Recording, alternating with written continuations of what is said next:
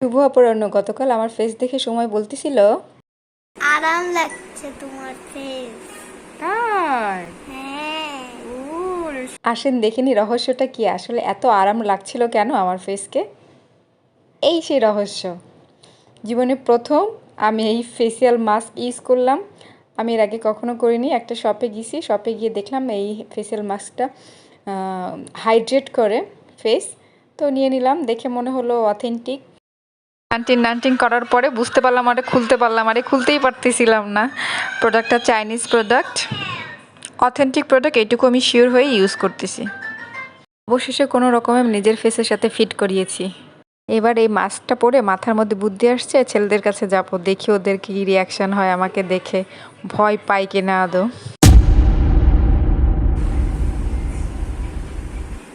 সময়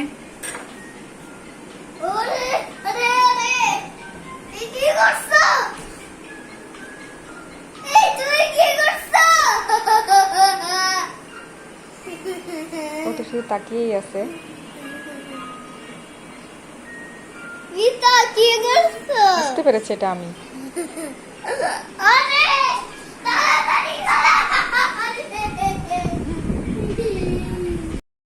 এটা এভাবে দিয়ে শুয়ে পড়লাম। ভীষণ অস্বস্তি লাগছিল, বুঝতে পারছিলাম না এই জিনিসটা মানে ফেসে লাগছে কিন্তু উপরের এই খোসাটার মতো কেমন লাগছে, কিছুই বুঝতে পারছিলাম না যে কিভাবে কি করে। আমি এর আগে কখনো দেই নাই। আমাকে সবাই কি বোকা ভাবছে, কি করব জানি না, স্বীকার করে নিলাম।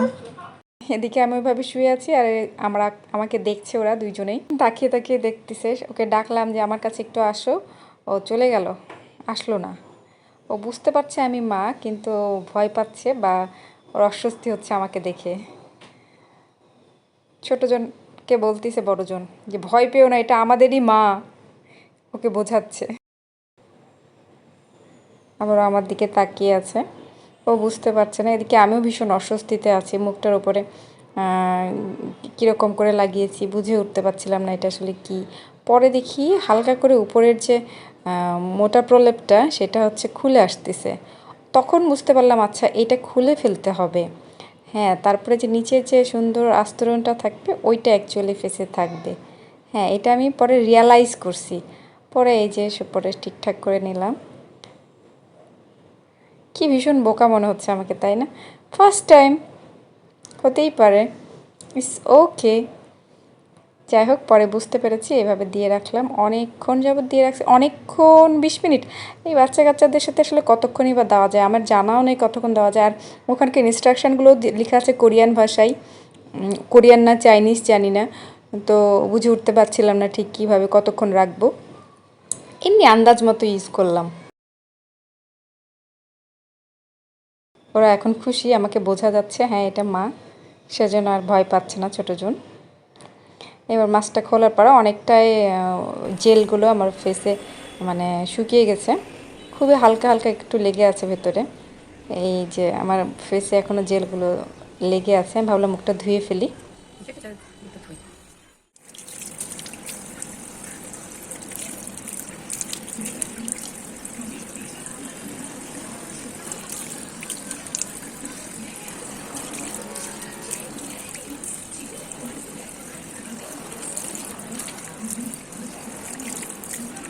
ভালো করে শুধু জল দিয়েই ধুয়েছি, আর কিচ্ছু করিনি। এখন সুন্দর করে গামছা দিয়ে মুখটা মুছে নিলাম। আর দেখে কি মনে হচ্ছে কোনো চেঞ্জ? আমি তো শুরুতেও দেখালাম আমার ফেস। এই ফেসিয়াল মাস্কটা অনেক রিফ্রেশিং ছিল, প্রথমবার ইউজ করছি এবং অনেক ভালো লাগছিল। যে কোনো প্রোডাক্ট জেনে বুঝে ইউজ করা ভালো, অবশ্যই সবাই সেটা মেনটেন করবেন। যে একটা সেন্টেন্স দেখে আমি আসলে এটা কিনেছিলাম সেটা হচ্ছে ফেসটা হাইড্রেট করবে। আমার কাছে মনে হয়েছে যে টোটালি এইটা ফুলফিল হয়েছে, আমার ফেসটা আসলে হাইড্রেট লাগছিল, অনেক কি বলে তরতাজা লাগছিল। আমি নিজেও হাত দিয়ে ফিল করতেছিলাম সেটা। ছোটো বেবিকে বললাম বাবা আমার এখানে একটু হাত দাও, একটু আদর করো। সাহস কিছুই বুঝতে পারছিল না, আমাকে আদরও করছিল না, শুধু আমাকে দেখছিল। পরে ওর হাতটা নিয়ে আমি আমার গালে ঠাকালাম যে দেখি এবার ও কিছু ফিল করে কিনা। হ্যাঁ, পরে দেখি ওই যে বলেছিলাম আমি স্কিন কেয়ার খুব একটা করি না, তাই স্কিন কেয়ার ব্যাপারে আমার হচ্ছে খুব বেশি নলেজ নাই। তো অবশ্যই অবশ্যই এটাকে কোনো রিভিউ হিসেবে নেবেন না, এটা জাস্ট আমার এক্সপিরিয়েন্স। আর যেহেতু আমি প্রথম ফেসিয়াল মাস্ক ইউজ করলাম, এটাকে মেমোরেবল করে রাখলাম, সবার সাথে শেয়ার করলাম। কেমন লাগলো ভিডিওটা, ভালো লাগলো না খারাপ লাগলো সেটা বলবেন। সবাই ভালো থাকবেন। Goodbye.